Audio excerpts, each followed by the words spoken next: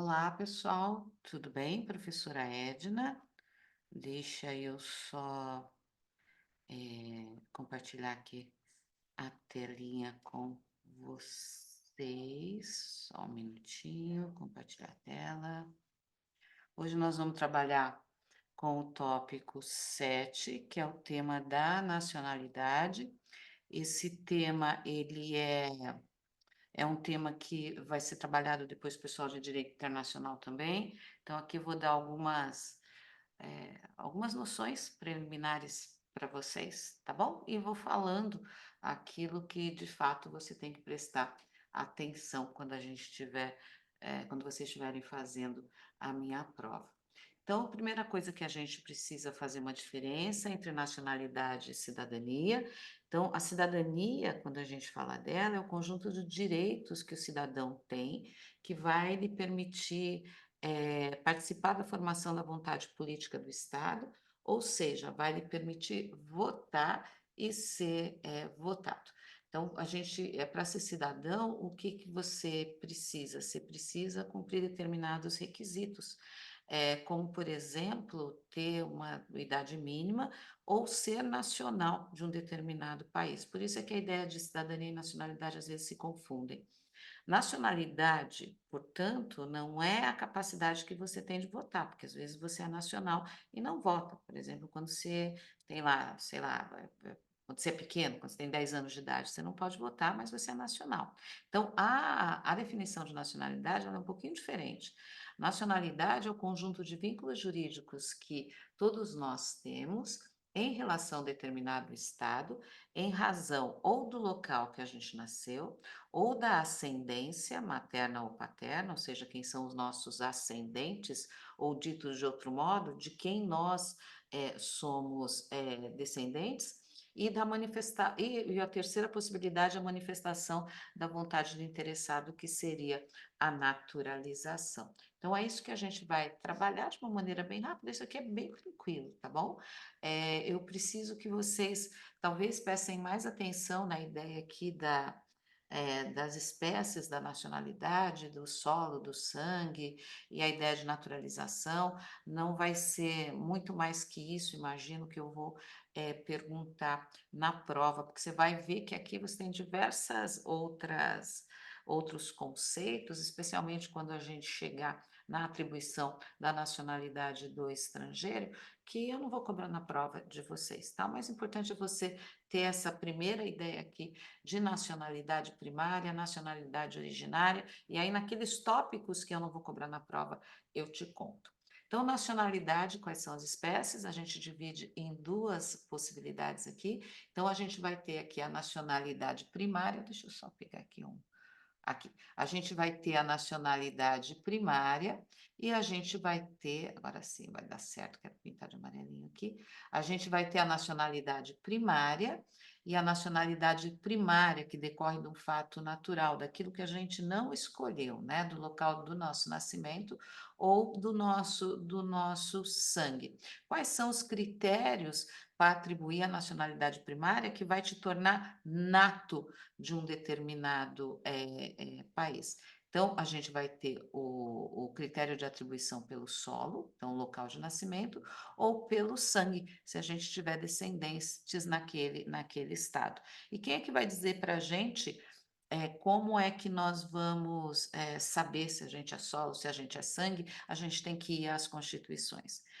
Quando a gente está em sala, eu sempre aviso que eu sei da Constituição brasileira. Não fica preocupado em transferir esse conhecimento para outras constituições, porque senão a gente teria que abrir outras constituições para ver quais são os critérios aplicáveis. Fica mais junto aqui comigo, pensando em aprender qual é o critério de atribuição de nacionalidade que a Constituição da República Federativa do Brasil define quando a gente fala aqui de nacionalidade primária. A mesma coisa se aplica para a nacionalidade secundária. Nacionalidade secundária é o quê? É aquela que vem da manifestação de vontade do indivíduo e mais da concordância do Estado, que a gente vai chamar de naturalização. Beleza? Então, aqui a gente tem algumas ideias, como eu falei para vocês, ideias bem simples, introdutórias, inclusive, porque a Constituição ela não vai aprofundar exatamente nesse tema, depois, enfim, a gente vai ter outras leis que vão aprofundar e que saem um pouquinho aqui do direito constitucional. Mas de toda maneira que, olha, nessa nacionalidade primária ou originária, aquela que vai dizer se você é nato ou não de um determinado estado. Quais são os critérios de atribuição? Como eu já falei lá em cima, o solo, a nacionalidade observa o local de nascimento dos indivíduos, é assim lá nos Estados Unidos, quem nasce no solo dos Estados Unidos vai ser estadunidense, assim também é no Canadá. E a gente tem outros estados que adotam o critério do sangue, no qual a nacionalidade vai observar a ascendência do indivíduo. Sempre também, quando estou em aula, digo e pergunto se tem alguém com a nacionalidade italiana na sala, porque aqui em Curitiba é mais ou menos comum. Por quê? Porque lá na Itália se adota o critério do sangue. Você precisa ter ascendentes até um determinado grau para você conseguir a sua naturalização. E o Brasil? Brasil ele vai adotar um critério, e a gente já vai ler porque esse critério, um critério que é híbrido. Isso aqui você precisa saber para a prova, tá? Um critério híbrido ou misto, que tem alguns nomes que a gente chama. Então, alguns vão chamar de critério híbrido ou misto mesmo, outros vão chamar de ius soli relativo, ius soli não absoluto ou o jus soli mitigado. A ideia de mitigado é diminuído, tá bom? Excepcionado. Essa que está a ideia aqui. Vamos entender por quê? Porque não são apenas os brasileiros nascidos no território brasileiro que vão ser natos aqui do Brasil. A gente tem outras possibilidades que inclui, portanto, a ascendência. Por isso é que a gente vai dizer que a gente adota um critério misto. Então, artigo 12 da Constituição, você vai ler isso daqui com bastante carinho e lembrando, é bem fácil, não é difícil não, é só você dividir as ideias, porque tem muitas ideias que estão aqui, por isso que eu acabo fazendo essa aula com uma porção de gráficos, tentando topicalizar o máximo que eu posso. Então, são brasileiros natos. O que é ser nato? É aquele que adquire a nacionalidade pelo critério primário. Os naturalizados adquirem pelo critério secundário. Então, são brasileiros natos, os nascidos na República Federativa do Brasil, ainda que de pais estrangeiros, tá bom? Então, nasceu aqui no solo brasileiro, mesmo que seja de pais estrangeiros, a pessoa vai ser nato. Mas aí tem uma exceçãozinha aqui. Desde que, se for filho de pais estrangeiros, esses pais estrangeiros não estejam a serviço do seu estado de origem. Então, nasce o filho, sei lá, de uma embaixadora brasileira aqui no Brasil. Ele vai ser brasileiro nato, mesmo tendo nascido no solo do Brasil? A resposta é não. Por quê? Porque a mãe dele estava a serviço do seu país. Então, quem é brasileiro nato também? Os nascidos no estrangeiro, de pai ou mãe brasileira, pai ou mãe, né, brasileiro, pai brasileiro ou mãe brasileira, desde que qualquer um deles esteja a serviço da República Federativa do Brasil. Então, perceba que aqui é diferente. Então, vamos imaginar o nosso embaixador lá no Canadá, a nossa embaixadora lá no Canadá, e ela tenha um filho, então, nascido lá no Canadá. Automaticamente, sem precisar fazer nada, ele vai ser brasileirinho nato, embora tenha nascido em outro solo. Por quê? Porque os nascidos no estrangeiro, de pai brasileiro ou mãe brasileira, desde que qualquer deles esteja a serviço da República Federativa do Brasil, vai ser um brasileirinho nato, tá bom? E mais, quem que é brasileiro nato? Os nascidos no estrangeiro, deixa eu só grifar, acabo grifando tudo aqui, que é tudo importante. São brasileiros natos também os nascidos no estrangeiro, de pai ou mãe brasileira. Mas aí precisa ter uma ideia importante aqui. Então, vamos imaginar que você tenha um casal brasileiro morando, qual é o caso das minhas netas, que eu sempre conto, as duas elas são canadenses, então, a minha filha e meu genro moram no Canadá e tiveram as gêmeas. Então, elas são brasileiras natas? São, vou te contar por quê. porque elas nasceram no estrangeiro de pai ou de mãe brasileira, certo? E elas foram registradas em repartição brasileira competente lá no Canadá. Então, só de ter sido registrada, aí cumpre uma série de trâmites que não que ultrapassa aqui a nossa aula, elas, além de serem canadenses, porque elas nasceram no solo canadense, elas também são brasileiras natas e têm todos os direitos como se elas tivessem nascido aqui no Brasil. Mas aí você pode me perguntar, puxa vida, mas e se a mãe delas não as registrar? Como é que, o que, que vai acontecer? Será que elas não vão se tornar brasileiras? Elas vão perder essa possibilidade? Não. Olha aqui que tem um ou na tela aqui para vocês. Então, são natos os nascidos no estrangeiro, de pai brasileiro ou de mãe brasileira, desde que sejam registrados em repartição brasileira competente. Ou, e aí se o pai ou a mãe não registrou, venham a residir na República Federativa do Brasil e optem em qualquer tempo, depois de atingida a maioridade, pela nacionalidade brasileira. Então, é essa que é a ideia que a gente tem aqui. Quem são brasileiros natos, portanto, os nascidos aqui na República Federativa do Brasil, mesmo que de pais estrangeiros. A única exceção que a gente tem aqui é se esses pais estrangeiros estiverem a serviço do país dele. Também são natos os nascidos no estrangeiro, de pai ou mãe brasileira, desde que qualquer um dos pais esteja a serviço da República Federativa do Brasil. E a terceira hipótese, os nascidos no estrangeiro, de pai ou mãe brasileira, desde que sejam registrados em repartição brasileira competente ou venham a residir na República Federativa do Brasil e optem em qualquer tempo, depois de atingida a maioridade, pela nacionalidade brasileira. Então, é possível que alguém tenha mais do que uma nacionalidade, o que a gente vai chamar de polipátrida? Sim.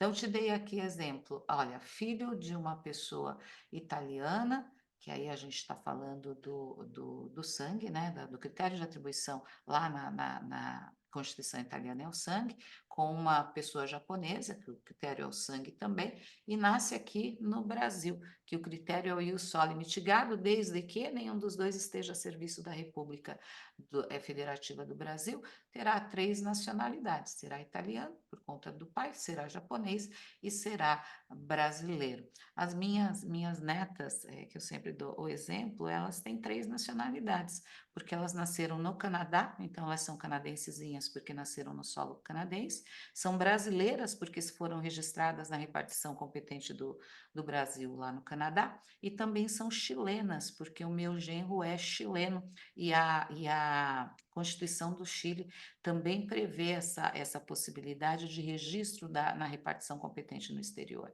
Portanto, elas são polipátridas. Beleza? Vamos pensar um pouquinho. Será que a gente perde a nossa nacionalidade primária? E aqui eu estou falando da primária, tá? Não estou falando da secundária por enquanto, que a gente vai falar mais tarde um pouquinho. Ou já falo um pouquinho também agora, só para a gente ler inteiro, porque depois eu retomo lá, mas aqui a gente está falando. Por que eu falei isso? Porque agora a gente está falando da nacionalidade primária, da ideia de Senato. Então, a gente pode perder a nacionalidade? E o brasileiro, até pouquíssimo tempo atrás, até o ano de 2023, podia perder a nacionalidade.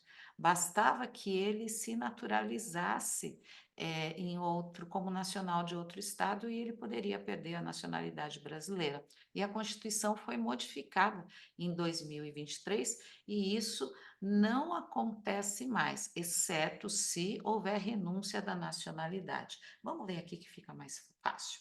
Então, será declarada a perda da nacionalidade do brasileiro o quê? Primeiro vai falar de naturalização aqui, que é a nacionalidade secundária, né? Aquele que, por sua livre vontade, adquiriu a nacionalidade brasileira e se tornou brasileiro naturalizado. Ele pode ter a sua nacionalidade perdida? Sim. Tiver cancelada a sua naturalização por sentença judicial em virtude do quê? Em virtude de fraude relacionada ao processo de naturalização, é bem específico, ou de atentado contra a ordem constitucional e o Estado democrático. Aqui a doutrina ainda está tentando construir essa ideia aqui. Mas vamos imaginar que nos eventos do 8 de janeiro, tivesse algum brasileiro naturalizado, enfim, ou que aqueles eventos lastimáveis ocorressem novamente, e aí a gente tivesse algum brasileiro naturalizado, atentando contra a ordem constitucional e Estado democrático, poderia ter sua sentença, sua naturalização cancelada? Me parece que sim, tá bom? Cuidado, porque isso aqui também mudou bem recentemente, então algumas constituições, né, as mais antiguinhas, elas estão desatualizadas. E aí o brasileiro, e vamos aqui para a nacionalidade primária, que é onde a gente está. O brasileiro, ele pode perder, né, o brasileiro nato pode perder a sua nacionalidade. Pode, em um caso apenas. Se o brasileiro nato fizer pedido expresso de perda da nacionalidade brasileira perante a autoridade competente. Ele, né, se não quero mais ser brasileiro porque me naturalizei em determinado estado e agora eu tenho a nacionalidade tal. Se a pessoa quiser, ela pode perder a nacionalidade, mas ela tem que pedir, exceto se isso vai acarretar a que ele fique sem nenhuma nacionalidade, que a gente vai chamar de apatridia, ou seja, pessoas que não têm esse vínculo jurídico com nenhum país. Então, o brasileiro pode falar assim: olha, quero perder minha nacionalidade brasileira sem ter ligação, sem ser nacional de outro estado, nem que seja nacionalidade secundária, não pode. Tá? Então, é só nesse caso aqui, fizer pedido o rolo inteiro, fizer pedido expresso de perda da nacionalidade brasileira perante a autoridade brasileira competente, ressalvadas situações que acarretem a patridia. E aí, se a pessoa renunciar à nacionalidade, depois ele desiste, fala, nossa, eu queria voltar a ser brasileiro, a Constituição, no seu parágrafo 5º aqui do artigo 12, vai dizer, a renúncia da nacionalidade, né, dos termos deste artigo, não impede o interessado de readquirir a sua nacionalidade brasileira originária nos termos da lei. Vai ter que entrar com um processo, que a gente não vai falar nada desse processo aqui, porque também sai aqui dos nossos limites, do que a gente precisa aprender, mas é possível entrar, tem um nome específico, que é a ação de reaquisição da nacionalidade originária. Tá bom? Então, é só isso, assim, da nacionalidade primária, é bem tranquilinho, como eu disse para vocês. Aí vamos pensar um pouquinho, aqui talvez dê uma complicada, mas aqui eu vou dizer o que você precisa para a prova e aquilo que eu não vou cobrar para a prova, porque aí né, aí é muita coisa mesmo para vocês terem que memorizar, e me parece que algumas coisas aqui não é necessário agora, mas vamos lá que eu vou te contando. Então, nacionalidade é secundária ou adquirida, é o mesmo nome para a ideia de naturalização. Deixa aqui, ó, naturalização é o que a gente está falando agora.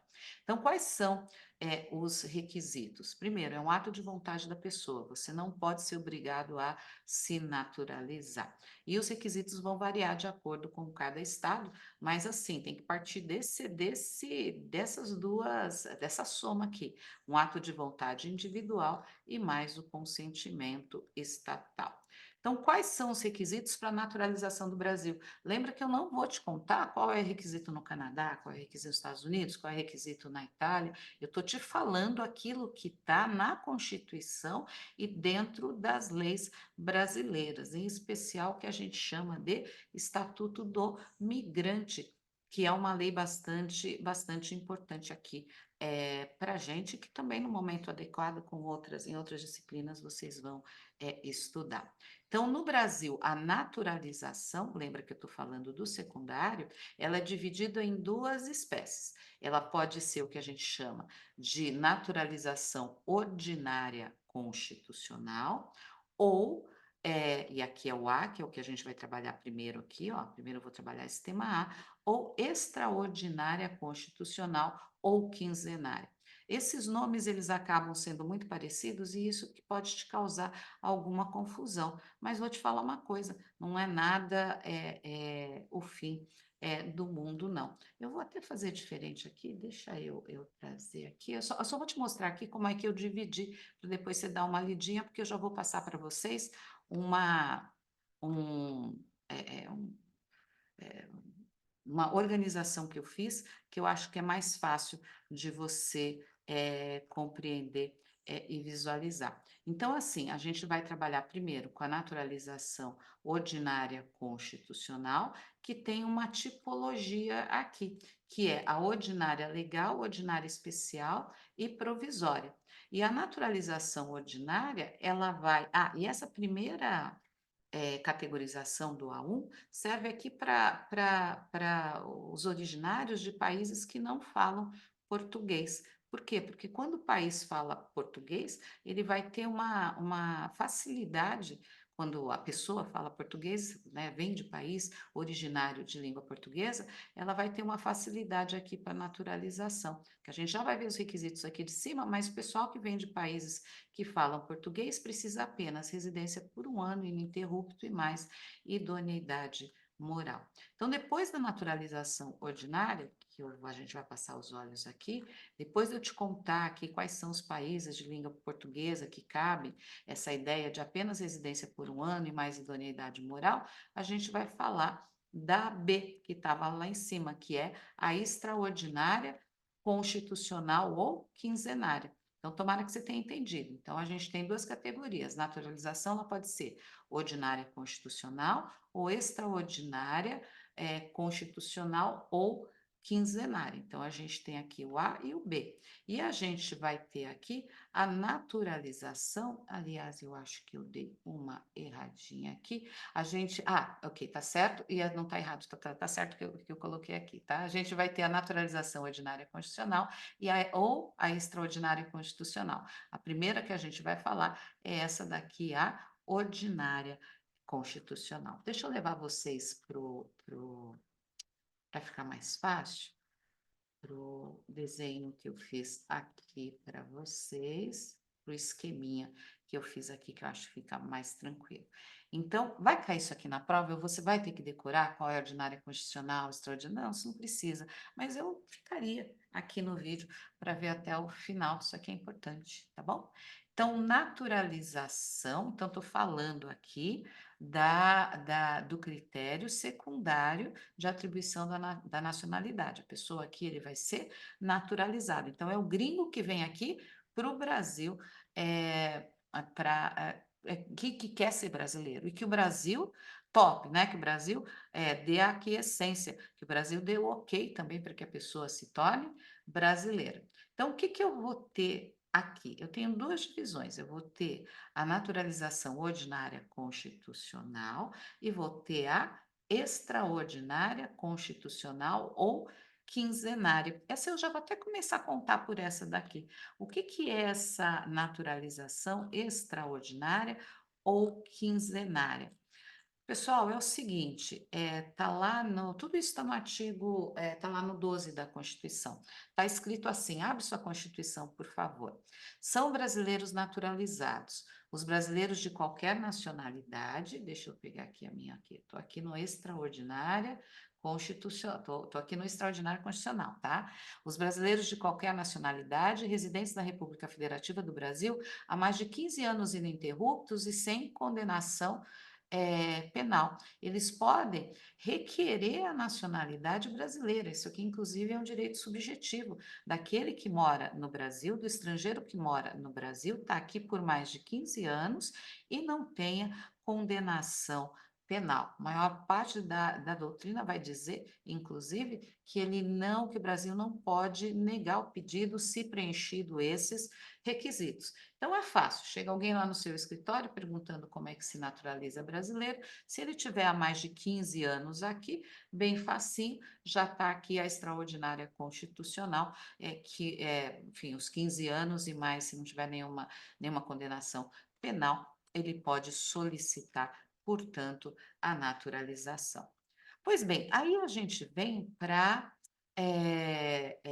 naturalização ordinária constitucional, que ela vai se dividir, está lá no artigo 12A também, em duas espécies. Então, a gente vai ter requisitos para naturalização diferentes entre pessoas que são originárias de países de língua portuguesa e outros que não são originários de países de língua portuguesa. Então, também fica mais fácil eu começar a explicar desse aqui, que não tem tanta sequência depois. Então, se vier alguém que é lá no teu escritório, que nasceu em Portugal, Angola, Moçambique, Guiné-Bissau, Açores, Cabo Verde, São Tomé e Príncipe, Goa, Damão, Dil, Macau e Timor-Leste, o que que acontece com essas pessoas? É facilitado para eles a naturalização. Está escrito assim, ó, são brasileiros naturalizados. Então, lá no artigo 12, inciso 2º A da Constituição. Então, são naturalizados os que, na forma da lei,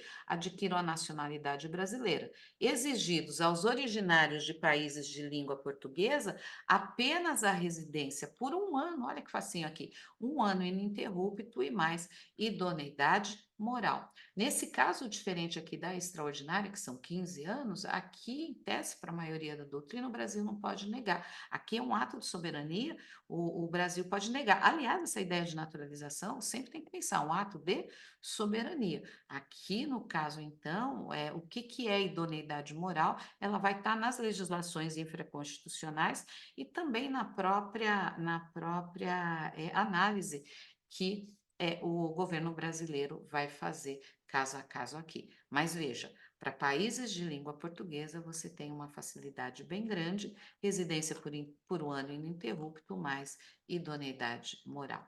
Pois bem, mas para aqueles países que não são, que não falam português, né? Para as pessoas que não são originários de países que não falam português. Então, a gente vai ter três possibilidades aqui, que vão estar tudo, tá aqui, um pouco está aqui na Constituição, o outro tanto está lá na lei de migração, que é a Lei 13.445 de 2017. E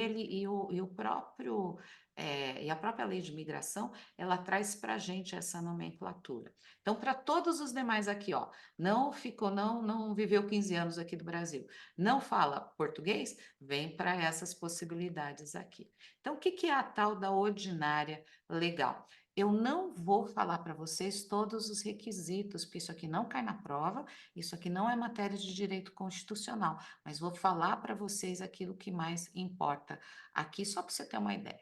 Então, na ordinária legal, está escrito no artigo 65 da Lei de Imigração: será concedida a naturalização ordinária àquele que preencher as seguintes condições. Lembrando que não vou ler tudo, tá? Sempre pensa nisso.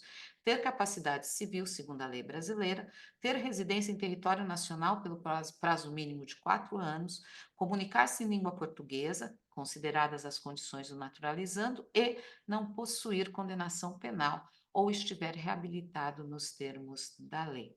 Esse prazo de residência de 4 anos, ele será reduzido para, no mínimo, um ano, se o naturalizando preencher qualquer uma das seguintes condições. Então, ter filho brasileiro, ter cônjuge ou companheiro brasileiro e não estar dele separado, houver prestado algum serviço relevante para o Brasil ou recomendar-se por sua capacidade profissional. Como eu te falei, tudo isso aqui vai ser avaliado pelo governo. E como eu te disse, é uma leitura rápida, mas o que eu guardaria que se fosse vocês, não para a prova, mas para deixar isso mais tranquilo para a tua cabeça. Na ordinária legal, então, para o pessoal que não vem de língua, de país que fala português, e para aqueles que estão aqui há menos de 15 anos. Em regra, precisa o quê? Ter capacidade civil, residência no território nacional por pelo menos 4 anos, comunicar-se em língua portuguesa e não possuir condenação penal ou tiver reabilitado, e aí a gente tem alguns requisitos que podem baixar esse prazo de 4 anos para um. Mas depois você dá uma lida, se você tiver interesse, por favor, lá na lei de migração. Aí a gente tem na lei de migração também a migração que a gente chama de especial, que vai o quê? Que vai pensar nas pessoas que trabalham nas representações internacionais. Vou ler para vocês super fácil. 68. A naturalização especial, é aqui que eu estou, poderá ser concedida ao estrangeiro que se encontre em uma das seguintes situações: seja cônjuge ou companheiro há mais de 5 anos de integrante do Serviço Exterior Brasileiro, em atividade, ou de pessoa a serviço do Estado brasileiro no exterior. Ou seja, tenha sido empregado em missão diplomática, ou seja, ou tenha sido empregado em missão diplomática em repartição consular do Brasil por mais de 10 anos. Então, a pessoa que é integrante, do serviço, brasileiro no exterior e case com uma pessoa, estejam casados há mais de 5 anos, então pode acontecer a naturalização especial? Pode sim. E se a pessoa tiver trabalhado em missão diplomática ou em repartição, consular do Brasil por mais de 10 anos, ele pode aplicar para essa naturalização especial? Também pode, mas tem alguns requisitos aqui que a lei traz. Precisa ter capacidade civil, comunicar-se em língua portuguesa e não possuir condenação penal. Você vai ter que decorar isso para a prova? Não, você não precisa decorar isso para a prova, tá bom? E por último, aqui a naturalização provisória, que poderá ser concedida, está lá no artigo 70 da Lei de Imigração. A naturalização provisória poderá ser concedida ao migrante, criança ou adolescente que tenha fixado residência em território nacional antes de completar 10 anos de idade e deverá ser requerida por intermédio do seu representante legal. A naturalização essa naturalização será convertida em definitiva, então veja, ela é provisória, se o naturalizando expressamente assim o requerer no prazo de 2 anos após atingida a maioridade. Então veja que aqui eu explicando não parece tão difícil e não é para si mesmo. É mais difícil, eu acho, na hora da leitura. Eu tentei fazer aqui um negócio bem esquematizadinho para vocês, mas por aqui, pela minha explicação, eu acho que é para estar, pelo menos pretendo que esteja mais tranquilo. Então, naturalização é o critério de atribuição secundário da nacionalidade.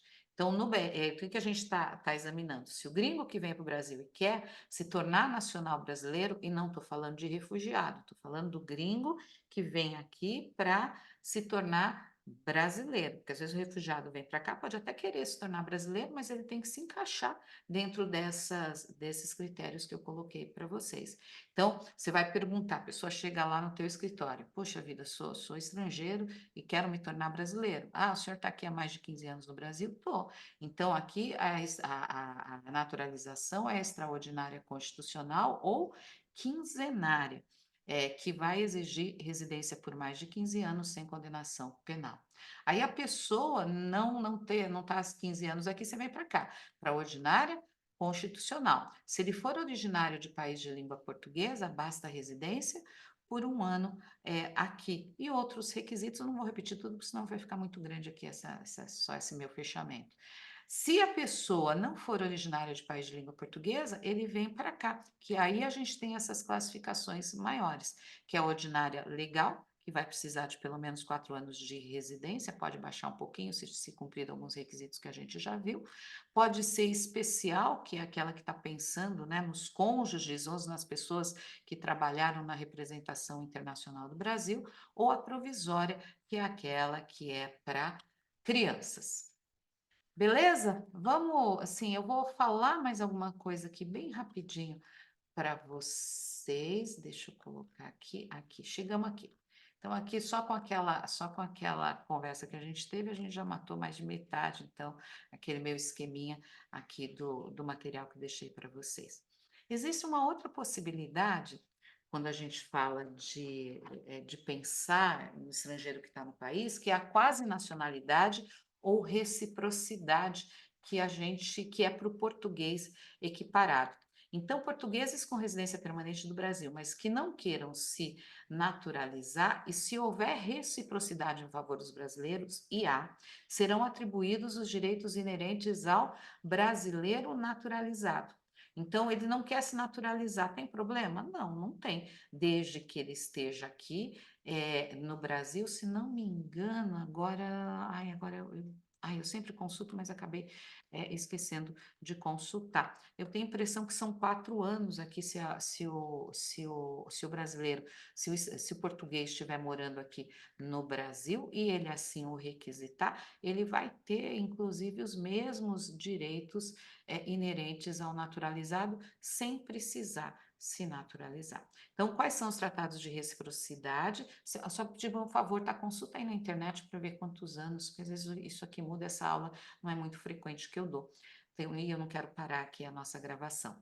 Tratados de reciprocidade, então a gente tem o Tratado de Amizade, Cooperação e Consulta entre a República Federativa do Brasil e Portugal, Convenção sobre Igualdade de Direitos e Deveres entre Brasileiros e Portugueses. Pois bem, e tem diferença entre brasileiro nato e naturalizado? A resposta é, regra geral, não se pode diferenciar brasileiro nato do naturalizado, mas tem uma exceção importante aqui, exceto, opa, peraí, que aqui, ó, aqui. Exceto, então, eu estou aqui agora, tá? Distinção entre brasileiros natos e naturalizados. Regra geral, não se pode diferenciar o brasileiro nato do naturalizado, exceto naquilo que tiver taxativamente previsto na legislação. Então, quais são essas regras aqui que vão se aplicar, então, como exceção? Então, para a extradição, a gente tem uma regra geral e essa não tem jeito, tá? Está lá no artigo 5º, 51 da Constituição. O brasileiro nato, ele nunca será extraditado. O brasileiro nato nunca será extraditado. O que que é extradição? É você ser mandado para um outro estado para responder uma ação penal ou cumprir pena em outro estado. Então, brasileiro nato nunca será extraditado. Agora, e o brasileiro naturalizado? Essa, então, é uma das diferenças, né, de tratamento. O brasileiro naturalizado poderá ser extraditado se cometeu crime comum antes da naturalização ou se tiver cometido esse crime depois, desde que seja envolvimento comprovado com tráfico de entorpecentes. E aí, nesse caso, então, o brasileiro, o naturalizado, ele pode ser extraditado. Então, sim, não esquece o negócio da extradição, é importante, tá? Brasileiro nato nunca pode ser extraditado. O brasileiro naturalizado pode? Sim, se cometeu crime antes da naturalização ou tiver ligação com o tráfico de drogas antes ou depois da naturalização. Pois bem, quais são os cargos que são privativos do brasileiro nato? Isso aqui está lá dentro da Constituição. Então, esse daqui é um rol fechado dentro da Constituição. Então, só é cargo de brasileiro nato do presidente ou vice da República, presidente da Câmara dos Deputados, presidente do Senado, ministro do STF, o pessoal da carreira diplomática, oficial das forças, cargo de oficial das Forças Armadas e de ministro do Estado de Defesa. Então, nesse caso aqui, eles não podem ser não podem, os naturalizados, né, não podem tomar posse nesses cargos. Então, assim, qual é um outro jeito também, qual é uma outra diferença que pode, que eu acabei de ler lá em cima, que é uma diferença desse tratamento entre o brasileiro nato e o naturalizado. Então, assim, o brasileiro naturalizado, ele pode perder, só naturalizado, perder a sua naturalização se houver fraude no processo de naturalização ou atentado contra a ordem constitucional e o Estado democrático. Então, está lá no artigo 12, uma redação mais ou menos recente. Então, será declarada a perda da nacionalidade, e aí eu estou falando de quem? Estou falando do brasileiro naturalizado. Lá em cima nós conversamos sobre isso, mas nós falamos sobre o nato. Então, naturalizado, ele pode perder a sua nacionalidade em virtude de fraude relacionada ao processo de naturalização ou de atentado contra a ordem constitucional e o Estado brasileiro. O brasileiro nato pode perder também a sua nacionalidade só se ele pedir, que a gente leu agora há pouco lá em cima. Pois bem, a gente tem aqui uma diferença relacionada à função no Conselho da República. Vocês não devem ter estudado, enfim, é um tema que a gente estuda, mas lá para frente, o que que a gente tem? A gente tem um órgão que é um órgão de consulta do presidente da República em determinados casos. Por exemplo, quando a gente tem decretação de estado de defesa e estado de sítio. E aí a Constituição, ela vai trazer no 89 quem é que vai participar desse Conselho da República, que é esse órgão de consulta do presidente. Então, aqui, gente, além do vice-presidente da República, não vou ler todos aqui não, tá? Presidente do Senado, ministro da Justiça, a gente vai ter fazendo parte aqui 6 cidadãos brasileiros natos. Não pode ser naturalizado nesse caso. Propriedade de empresa jornalística, a Constituição ela reconhece a importância da comunicação e no artigo 222, isso aqui tem uma polêmica danada, não dá tempo para a gente entrar. Agora, o que é empresa jornalística? Será que a internet conta aqui? Essa discussão é uma discussão bem bacana, que não dá para a gente enfrentar. Aqui também sai um pouquinho do direito constitucional, mas agora as novas tecnologias também vêm trazendo desafios para esse artigo que vai dizer assim, ó, a propriedade de empresa jornalística ou de radiodifusão sonora e de sons e imagens é privativa de brasileiro nato ou de naturalizado, mas precisa ser naturalizado há mais de 10 anos, certo? Ou de pessoas jurídicas constituídas sob leis brasileiras e que tenham sede no país. Inclusive, isso foi a questão do Twitter, né? Lembra que o Elon Musk não queria deixar nenhum representante e tal, e a ideia de que aqui tivesse uma sede do Twitter, depois ele acabou voltando atrás. O que mais? Em qualquer caso, pelo menos 70% do capital total e do capital voltante das empresas jornalísticas ou de radiodifusão, veja lá, não está nem claro ainda se essas redes sociais elas fazem parte disso aqui. Isso aqui tudo está mudando e a gente está, a doutrina, a jurisprudência tentando consolidar as coisas aqui. Então, essas empresas jornalísticas e de radiodifusão, elas, deixa eu voltar aqui, em qualquer caso, pelo menos 70% do capital total e do capital votante dessas empresas deverá pertencer a brasileiros natos ou naturalizados há mais de 10 anos. A responsabilidade editorial e atividades de seleção de programação são privativas de brasileiro nato ou naturalizado há mais de 10 anos. Então, essas são algumas diferenças, algumas não, mentira, tá? As diferenças de tratamento entre brasileiro nato e naturalizado. Aí eu trouxe aqui para você, só se você tiver curiosidade depois, nem vou trabalhar aqui para não ficar muito grande o nosso vídeo. Aqui o que é asilo político é termo e refúgio, é tema de direito internacional e a gente não vai trabalhar aqui, só peguei e trouxe algumas apontamentos da própria lei. Mas muito provavelmente você vai trabalhar um pouquinho com isso aqui, pelo menos eu dou quando eu dou a matéria de direitos humanos, que é a matéria que está lá no final do teu curso, aí a gente volta para isso aqui. Então, aqui no final tem aquilo que importa. Então, vamos lembrar que você vai perguntar para mim, professora, mas afinal de contas, o que cai na prova? Vamos lá, para a gente pensar em prova aqui desse tema. Então, você vai estudar as noções gerais, né, da nacionalidade, vai saber quais as espécies de nacionalidade, separando espécie de nacionalidade primária e secundária, vai ler os apontamentos que eu fiz aqui da nacionalidade primária, isso você precisa saber, né? E aí depois você também vai dar uma olhada nos apontamentos da nacionalidade secundária, até aqui, só para você entender que é um ato de vontade mais consentimento estatal.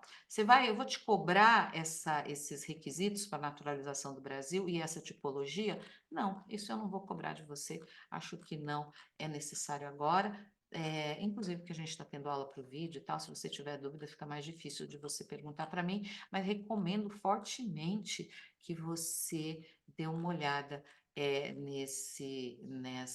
nessa tipologia. Também não vou te perguntar nada aqui sobre a ideia do português equiparado, também não precisa.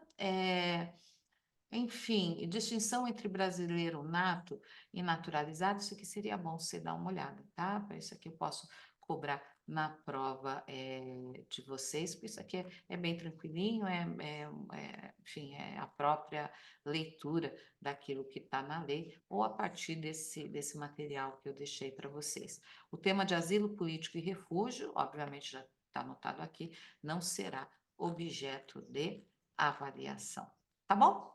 Então é isso, pessoal. Um abraço grande para vocês. Tudo de bom. Obrigada de ter ficado comigo até agora. Deixa eu só descobrir aqui como é que eu faço para parar aqui, interromper a gravação. Tudo de bom para vocês. Bom estudo.